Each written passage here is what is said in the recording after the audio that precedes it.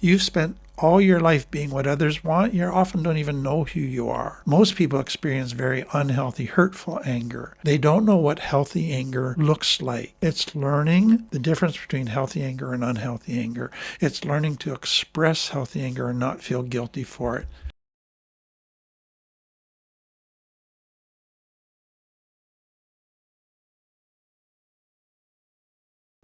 Well, welcome to another Friday night.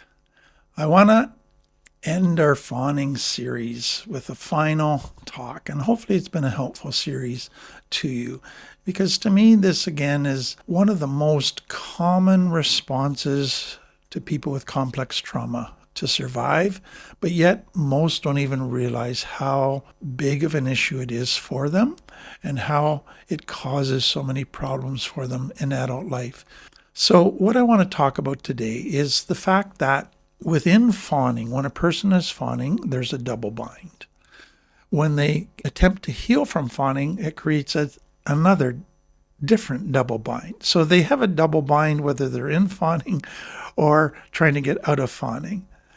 I just want to kind of highlight what those are about and help you understand that once you finally get through the healing double bind, then you get to a place that is very exciting and makes it very rewarding that you're glad you did it. So let me talk about the initial fawning double bind. So why does a person fawn? It's to escape danger.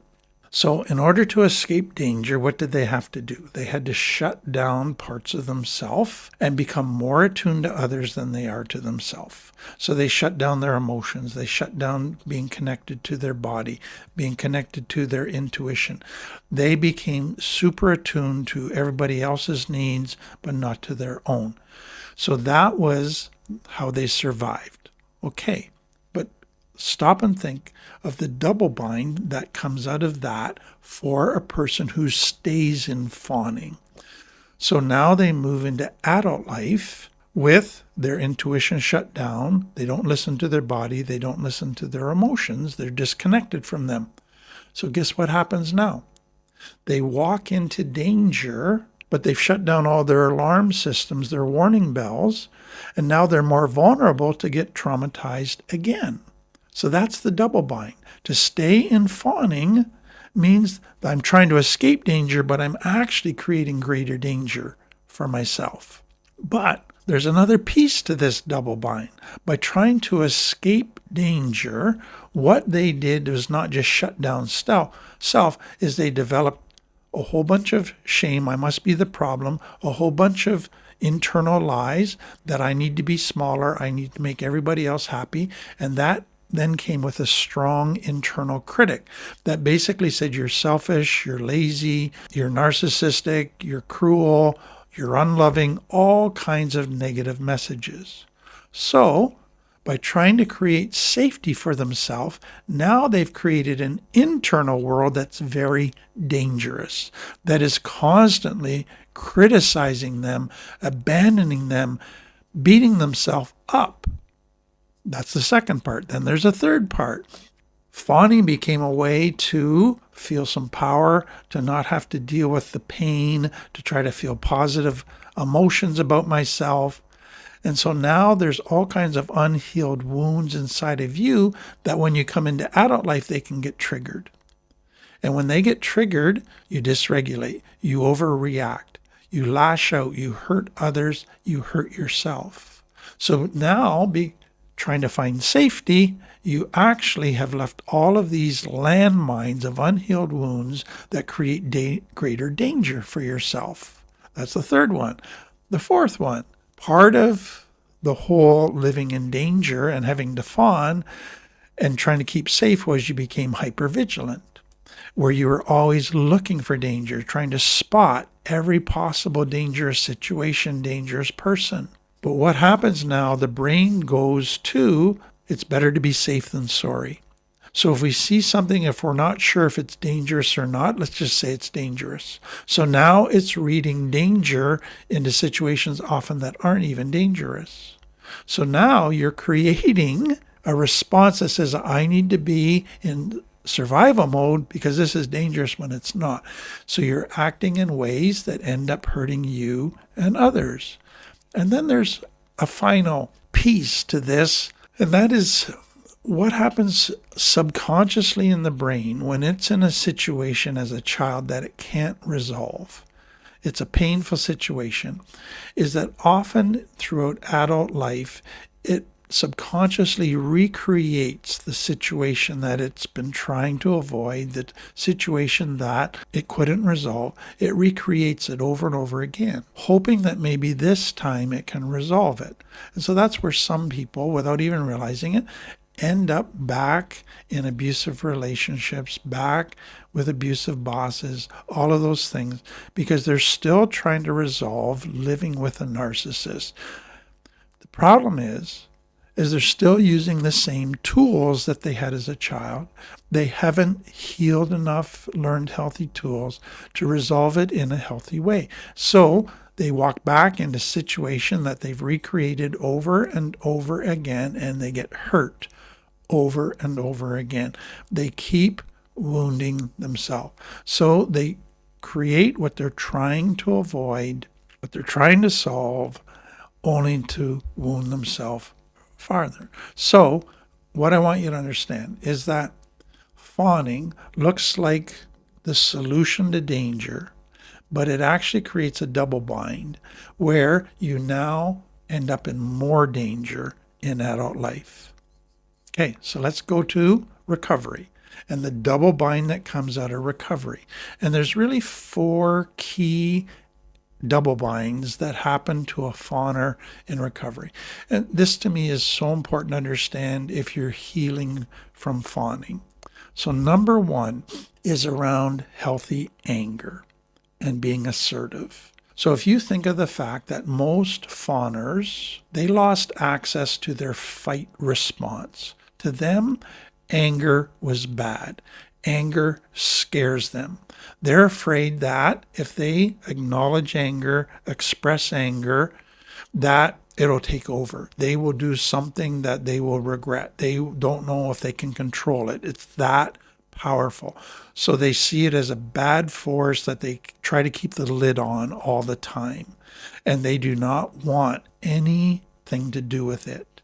But part of healing is becoming attuned to my whole body, accessing all of my emotions, learning to feel and express appropriately all of my emotions, because all of those emotions are there for healthy purposes. And I need to learn to experience them and express them in appropriate, loving ways. But for a person who's been a fawner, that scares them to death. That is very, very difficult. Dr. Inger Clayton says this: a key aspect of unfawning then is cultivating a new relationship with fire, learning how to tend to it safely, learning to hold the fire within allows us to become sturdy, stand upright, stand up for ourselves, moving from passivity to activity. Anger allows mobilization. So healthy anger was always about responding to other people violating love, lying to you, disrespecting you, cheating you, hurting you, and saying that's not going to be allowed here. I'm going to stand up for myself. I need to be treated by love. This relationship, if it's going to be healthy, needs to be marked by love. It tries to set a good boundary. Most people experience very unhealthy, hurtful anger.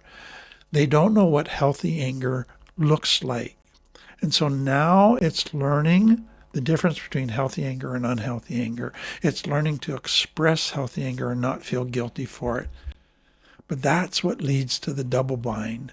So as soon as you start to express anger and feel anger, you feel guilty. You feel that you're being selfish. You feel that you're being too much.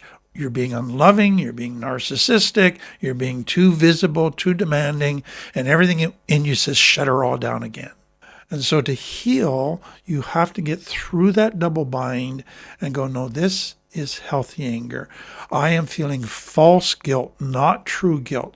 I am finally standing up for myself, for my needs, for love. And I am protecting myself and protecting love and what is healthy. And I'm going to learn how to do this in a way that doesn't hurt others, that doesn't violate love, but I will stand up for myself. That is so important, but it is difficult. And most people, once they start to do that, man, they second guess themselves. They have doubts. They get all confused about whether or not they're doing it right, but it's an important piece. So you got to learn what to do with anger. Secondly, boundaries. So the way a fawner survived was don't set boundaries. Don't say no to anybody, because that'll upset them. That'll get them mad, and then they'll hurt you or not meet your needs. So you learn to people please. You learn to give people what they want, become what they want. Boundaries, no way. Boundaries only cause trouble. And so you learn to live without boundaries. You learn to tolerate people using, abusing, neglecting you. But what you begin to realize in recovery is you only can be healthy and have healthy relationships if you have healthy boundaries. There's no other way. You can't have a healthy relationship or a healthy you if you let people walk all over you, neglect you, if you don't meet your needs, if you don't treat yourself as an equal, where your needs matter just as much as everybody else's, where you don't follow love in your relationship. So you have to learn boundaries. And this is scary for a person from fawning. It leads to a double bind. If I set a boundary, then they won't like me, and then I'll have nobody. And then I won't be loved. So you have to get past that. Now, there's a danger that many people from fawning have when it comes to learning about boundaries. They get all excited about boundaries, learn about boundaries, and they want to go set a boundary with somebody. But what they don't realize is in their mind, subconsciously, is almost a fantasy belief that if I set a boundary, it'll magically fix everything, make the situation perfect. The other person will respect it. The other person will be willing to change and treat me with love, etc. That might happen in some cases with a healthy person, but often with the people from your past, if they've been narcissistic, if they've liked having you small and fawning, they're not going to like your boundary. Your boundary is going to cause them to resist it, to turn against you, to say negative things to you, to put pressure on you to go back to the way you used to be. Your setting of a boundary could make things worse, not better. Your setting of a boundary could cause you to say, I have to cut these people out of my life. I have to have some distance from these people. They are not safe. They're not willing to change. They're not willing to respect me.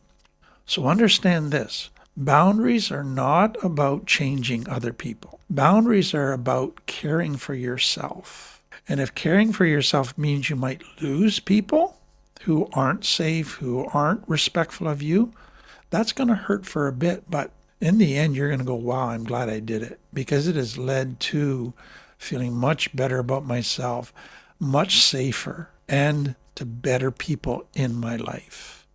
So boundaries, there are consequences to setting them that in the short term feel very wrong, but in the long term are very good. But it's difficult for people who are fawners to learn this boundary thing, but it's a key part of healing from fawning is setting boundaries. Thirdly, becoming authentic. So what was fawning? If you're authentic, you get rejected. So never be authentic. Wear a mask. Shape shift. Be what everybody else wants. Become a chameleon. Learn to become attuned to their needs and be whatever they want you to be.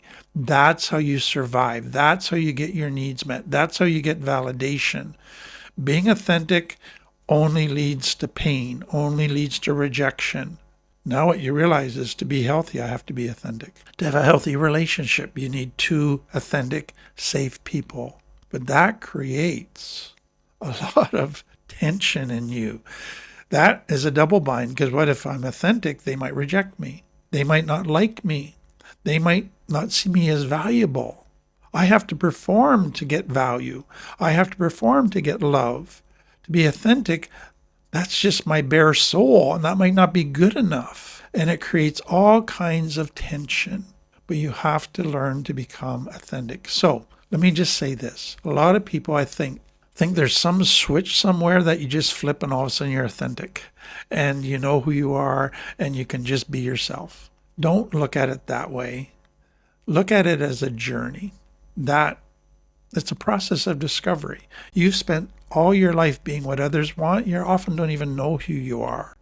So realize, okay, I have to now begin to figure out who I am. I have to learn to be authentic with myself before I can be authentic with others. And so it's a gradual process. But what you're really learning in this process is, I don't need to perform to earn love. I don't need to use my body, my brains, helping others, my humor, sex, money to get people to like me and respect me. I can just be me. And if that's not good enough to them, that's not my problem. That's something wrong with them. I am going to find people that respect me for me. And there are people out there, and they will learn to love you for you.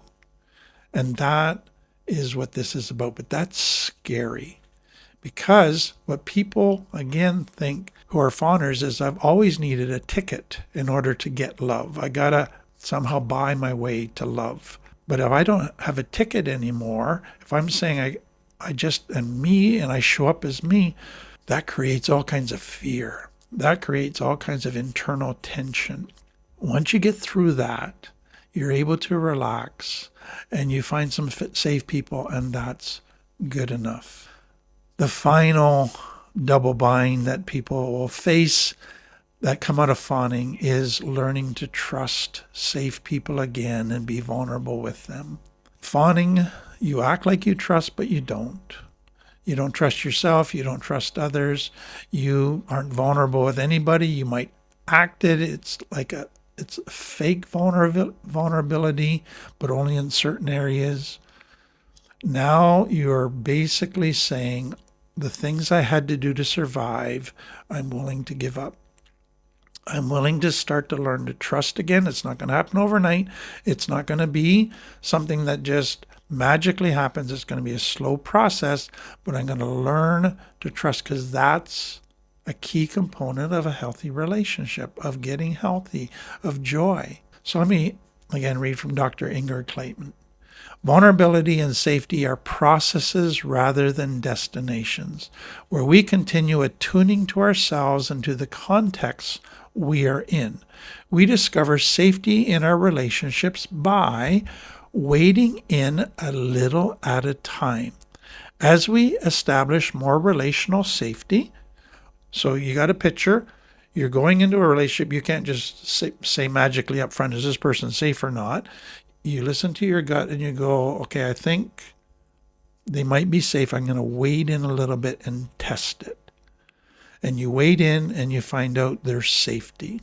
Okay, so as you establish a little bit of relational safety, you begin to recognize, oh, okay, here's the components that make up safety.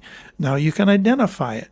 And then you move toward a little deeper to greater safety, and it just is that process. But as you do it, you're moving away from unsafe. You're going, oh yeah, I don't want that anymore. That scares me now. So each relationship will have its own level of safety. And that can change over time because people will change. So being vulnerable doesn't mean offering radical transparency at any cost to every person. We don't owe everybody 100% of ourselves. Withholding isn't avoiding. I can be fully authentic, but I don't have to show everything to you because I'm not sure you're fully trustworthy and safe yet. So I'll reveal a little bit until I get more and more convinced that you are safe and trustworthy. Then I'll reveal more and more. I don't owe you 100% transparency. So let me end with this. The bottom line is that growing out of fawning creates anxiety and stress. It initially feels wrong. It initially creates the double bind feeling because now what? I got to be authentic. I got to set boundaries. I got to express anger. I got to trust people. Oh boy, that goes against everything I've done in order to survive. But it's a phase. I'm transitioning from an old normal, a survival normal, to a new place with healthy, safe people where I can get healthy. And that feels wrong at first. But as I go through it and it becomes more and more comfortable, it becomes a new normal. And then I can flourish. So hopefully this series was helpful for you. Have a great day. We'll see you next time. Hi, I just wanted to say a little bit about this Align with Your Needs self-study course. Over 21 years ago, this was the very first workshop that I was asked to prepare for people in a treatment center. And I began to look at what makes us human, why do we do what we do? And I began to look at what are my needs, how do I meet my needs? And it led to the creation of the 12 needs. And what I saw as I began to teach that workshop was that it had three effects on clients. First of all, it really helped them begin to understand their little t trauma, the neglect stuff, the stuff that seems invisible. It's that their needs weren't met, mainly their emotional needs, and it was huge light bulbs. Then it helped them to understand how they got into addiction. They were trying to solve the pain that they couldn't resolve any other way. And then it showed them the path forward in recovery, that recovery isn't just a magic fix, a simple little wee solution where you do step 1, 2, 3 and everything is good. It's learning to meet your 12 needs. So I just saw tremendous positive impact. And as I taught it over the years, I saw clients with just light bulbs happening every time I taught it. Huge insights into why they did what they did, what they needed to change. I saw tears as people finally began to acknowledge the unmet needs and how painful that was. And then I saw people beginning to understand what recovery was really all about, learning to meet your 12 needs. What I've seen over the years is that teaching has become the foundation of all that we teach about trauma and recovery. It's the starting point for many people. It's the guide as they go into recovery. It just is such a foundational piece in building a solid recovery. So I hope you'll take advantage of this and sign up for the course.